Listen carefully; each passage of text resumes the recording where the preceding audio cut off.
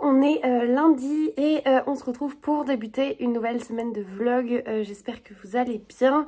De mon côté, ça va nickel. Je viens de rentrer de vacances, je suis rentrée samedi soir et donc je vous reprends pour tout simplement vous parler lecture.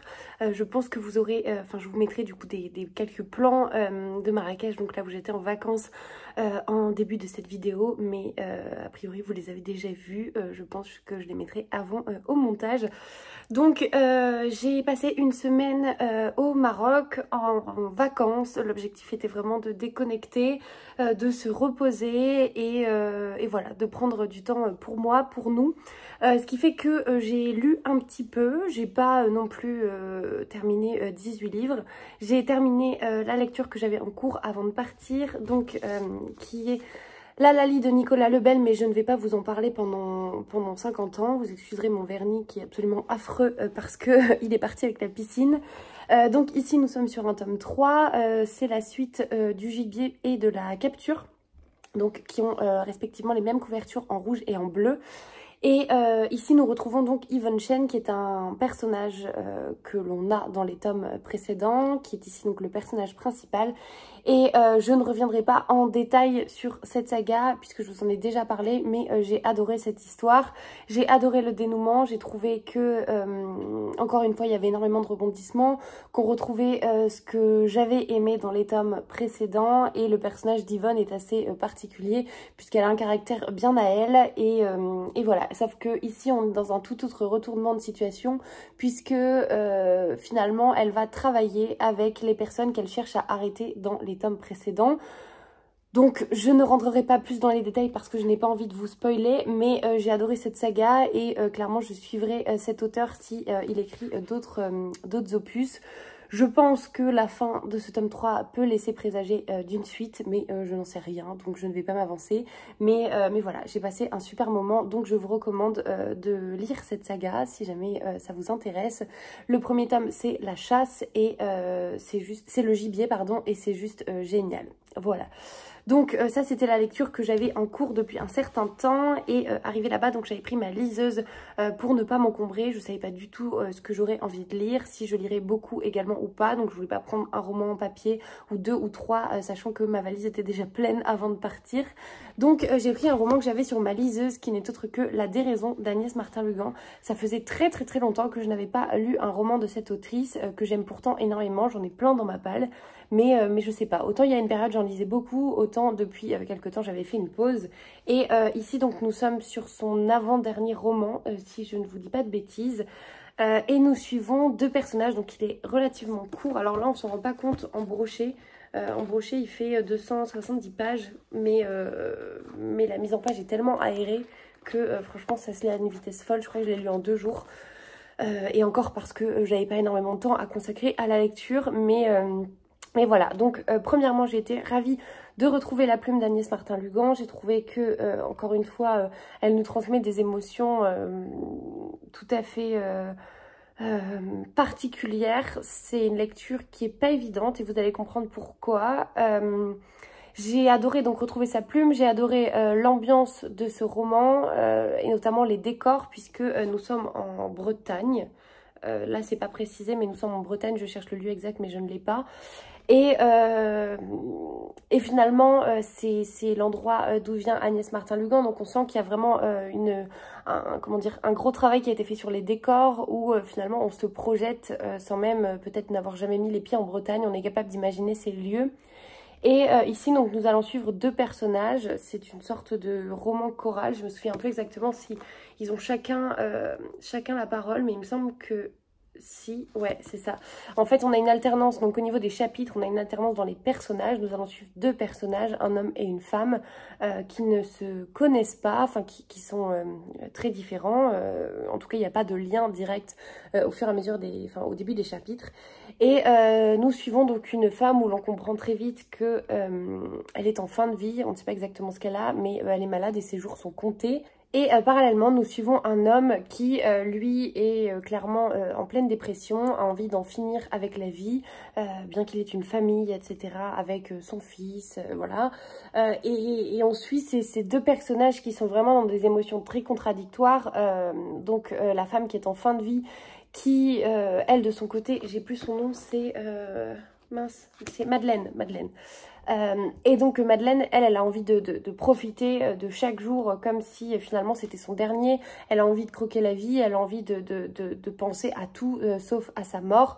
Là où de son côté Joshua, lui, vraiment a une vision beaucoup plus pessimiste où il se noie dans l'alcool, dans son chagrin et finalement, voilà, il a envie d'en finir. Il voit pas l'intérêt de survivre, mais on sait pas exactement ce qu'il a plongé dans cet état-là.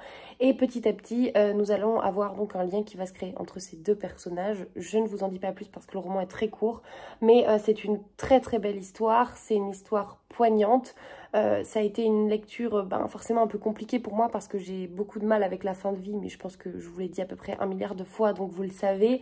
J'ai du mal avec la maladie, avec la fin de vie, donc c'est des thématiques que j'avais pas du tout anticipées. Et en fait, je l'ai pris, j'ai commencé cette lecture-là, j'ai lu les 15 premières pages, puis je me suis sentie transportée dans l'histoire, donc j'ai continué et j'avais pas du tout en tête la 4e de couverture et l'histoire. Donc une très bonne surprise parce que je pense que j'aurais pas du tout lu ça si j'avais la 4e de couverture en tête. À la fois, je suis contente de l'avoir lu dans un moment où j'étais en vacances, où j'étais dans un très bon état d'esprit parce que je pense que j'aurais lu ça dans une période un peu plus dark, on va dire. Ça aurait été beaucoup plus compliqué. Là, tout allait bien. Voilà, j'étais en vacances, j'avais le sourire, donc ça m'a permis de relativiser et de prendre un peu de recul sur ma lecture. Mais ça reste une excellente lecture. C'est un roman qui se lit très vite. C'est très bien écrit et voilà, j'ai adoré. Donc je pense que je relirai d'autres Agnès Martin-Lugan sous peu parce que j'étais contente de renouer avec sa plume, avec ses romans. Et voilà, et très drôle, du coup j'avais il y avait une dame à l'hôtel qui lisait le même roman que moi, donc on était toutes les deux à la piscine, chacune, moi avec ma liseuse et elle avec son livre, et voilà, c'était assez drôle de lire en même temps. Même si on n'a pas du tout échangé sur notre lecture, mais moi ça me faisait rire. Elle savait pas ce que je lisais, mais moi je savais ce qu'elle lisait du coup. Donc voilà, c'était la mini anecdote et le point lecture. Là du coup donc je vais commencer une nouvelle lecture, je ne sais pas du tout encore laquelle. J'ai repris le travail aujourd'hui. Demain je pars à Paris, donc nous serons mardi. Je pars à Paris cette semaine mardi et mercredi. Et voilà un peu le programme. Donc je ne sais pas ce que je vais commencer comme lecture, je ne sais pas ce que je vais emmener avec moi. Je n'ai pas reçu de colis quand j'étais en vacances, ce qui est assez rare, mais c'est pas grave et puis ça fait du bien aussi à ma palle. Donc je n'ai rien de particulier à vous présenter, mais voilà, j'étais quand même contente de ces deux lectures. Et du coup, je vous reprends très vite à mon retour de Paris pour vous montrer ma nouvelle lecture et vous en parler un peu.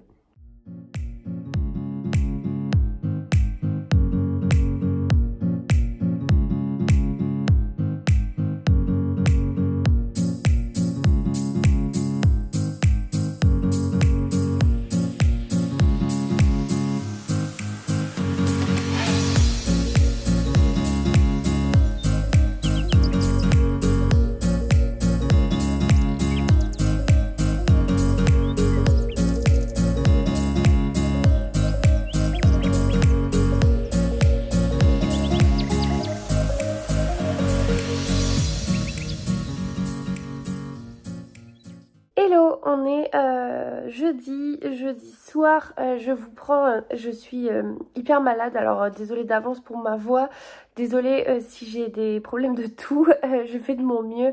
Je vous prends ce soir très brièvement, il est 22h40, je suis en train de faire ma valise en même temps, enfin j'ai encore 1 milliard de choses à faire. Je pars à Brive demain. Avec les copines, mais je vous en parlerai mieux après. Et d'abord je voulais vous prendre pour un unboxing puisque j'ai reçu un colis de la part de Ava May et Club Noé. J'ai reçu du coup 2 bougies que j'ai trop hâte de vous montrer. La première c'est du coup la 01. Alors, je crois que je l'ai déjà celle-ci.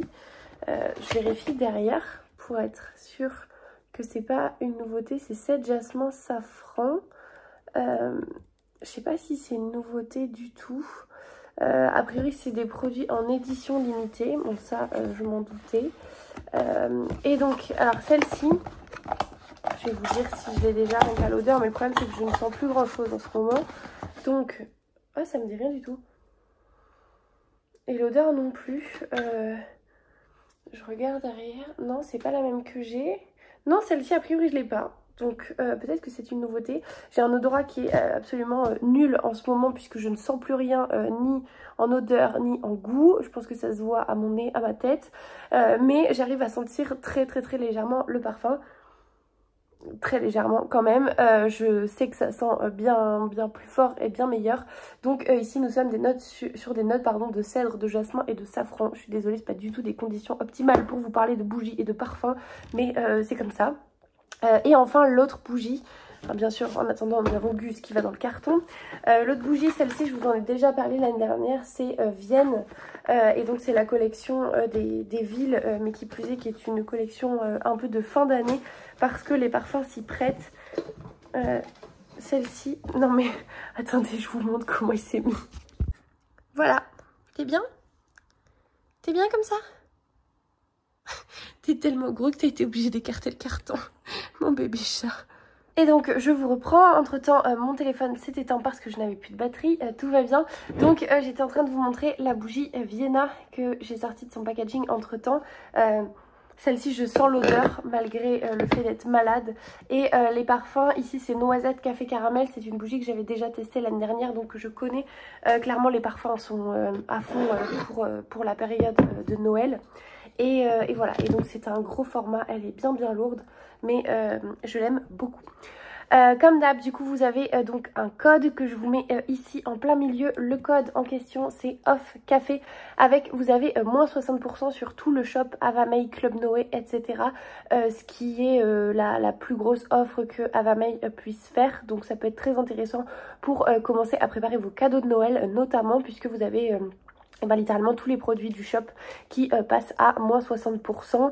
En ce moment, qui plus est, c'est ce qu'on appelle les single days, donc c'est à l'inverse de la Saint-Valentin, la fête des célibataires. Donc voilà, ça peut être aussi l'opportunité de se faire un cadeau à soi, et avec notamment les jours que nous traversons en ce moment, où je ne sais pas chez vous, mais à Bordeaux il fait un temps littéralement dégueulasse. Il pleut tout le temps, d'où les tisanes à répétition et le mug noëlesque déjà sorti, malgré le fait qu'on soit le 9 novembre. Donc voilà, donc ça peut être l'opportunité. Là je vous parle, il est 22h40, 23h, j'ai des bougies allumées à la maison et je trouve que ça réchauffe l'atmosphère. Donc un grand merci encore une fois à Avamay de m'accompagner dans ces moments-là toute l'année avec toutes leurs nouveautés. Et voilà, je pense que je vous les présente plus, c'est des produits que j'adore, donc si ça vous intéresse vous pouvez en profiter. Bien sûr je vous remets tous les éléments dans la description de la vidéo, et j'ai trop hâte de tester du coup la nouvelle bougie que je ne connais pas encore. Ça du coup c'était le point unboxing. J'ai commencé une nouvelle lecture qui est un petit livre qui est donc la librairie Morizaki de Satoshi Yagisawa. C'est de la littérature japonaise. C'est donc un roman paru aux éditions Hauteville. C'est un tout petit roman, il fait moins de 200 pages, 190 pages à peu près. Et j'ai lu l'équivalent de 45 pages.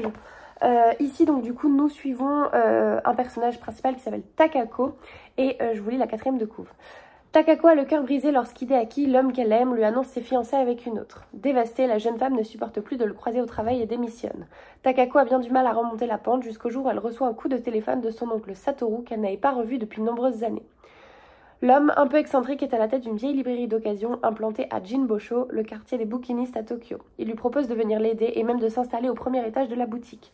Voyant enfin l'avenir lui sourire, Takako accepte et découvre parmi tous ses livres un nouveau langage qui lui était jusque-là inconnu. Et pour l'instant j'aime énormément cette lecture, ça se lit très bien. C'est un tout autre registre que de se plonger dans la littérature japonaise, simplement parce que les codes sociaux sont pas les mêmes, que le personnage de Takako est à la fois attachant et à la fois très froid et très distant.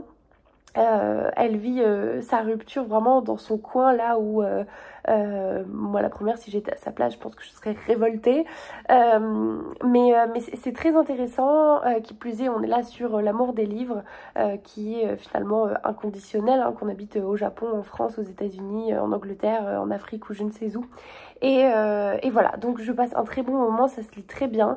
C'est une lecture vraiment doudou, vraiment réconfortante, avec une atmosphère très sympa. Et pour l'instant, je me régale, donc je vous en reparlerai un peu mieux. Je pense que là, je vais aller l'avancer. Ma valise est terminée, donc je vais pouvoir me remettre dans ma lecture.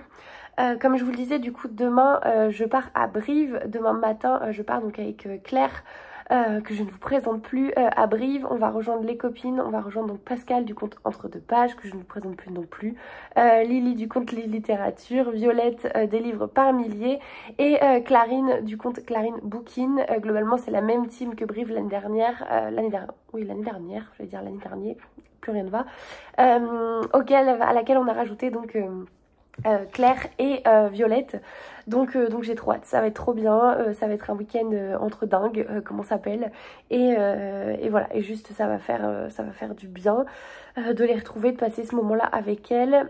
Je suis malade comme l'année dernière, clairement à la même période. Je pense que je n'y échapperai pas. Je ferai rarement un Brive en étant dans un bon état de forme, mais c'est pas grave. Je pense qu'elles vont me soigner, et voilà. Donc forcément vous allez voir après ça des plans qui suivront donc sur Brive. On y reste jusqu'à dimanche midi, je dirais, dimanche après-midi. Je ne sais pas à quelle heure je rentrerai, je ne sais pas quand je vous ferai le montage de ce vlog pour qu'il sorte dimanche. Mais voilà, c'est un bon week-end qui s'annonce, donc je vais aller prendre ma lecture, prendre ma tisane, et clairement me blottir dans mon lit pour passer une bonne nuit et être en forme demain. Et du coup je vous reprendrai dans le week-end, probablement avec les filles, pour vous montrer nos achats, et puis vous parler un petit peu du salon et du mood tout simplement. Voilà, donc à plus tard. Et action. Qu'est-ce que vous faites? On attache la ceinture, c'est très important. J'attache la petite. Bon, comme vous pouvez le voir, nous sommes bien arrivés à Brive. Nous avons récupéré 2 colis, il en manque 2. Donc un colis suspect. Un colis. Voilà, On ne dira pas lequel.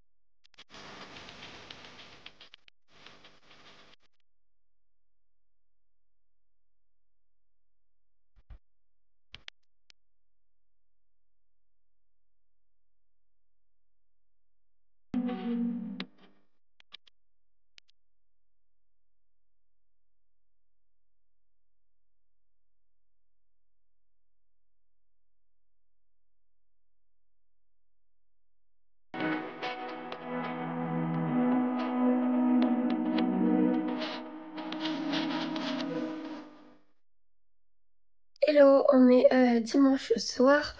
Je viens juste de rentrer de Brive. Je n'ai plus de voix parce que du coup je suis malade, pas par rapport à la fête qu'on a pu faire à Brive. Du coup donc je vais m'arrêter ici pour ce vlog. Je vous présenterai dans le vlog prochain les différents livres que j'ai pu acheter à Brive, parce que là au moment où je vous parle il est 19h passé, et que je n'ai pas du tout la force vocale de pouvoir vous présenter tout ça. Donc voilà, donc je m'arrête ici. Je vous ai quand même mis quelques plans de la foire du livre de Brive, qui était donc très chouette. On a passé un super week-end entre copines, c'était génial. On a pu voir, enfin moi j'ai pu voir tous les auteurs que je voulais, les copines aussi, et voilà, donc on a passé un super moment, mais je vous débrieferai ça mieux dans le prochain vlog. Et voilà, et vous aurez plus de détails sur ce que j'ai pu acheter et faire dédicacer. Donc j'espère comme d'habitude que vous avez passé un agréable moment en ma compagnie malgré cette voix très rauque, que vous avez trouvé de nouvelles suggestions de lecture. Si c'est le cas, dites-le moi en commentaire. Et comme toujours, je vous souhaite de belles découvertes, de belles lectures, une belle semaine et je vous dis à la prochaine.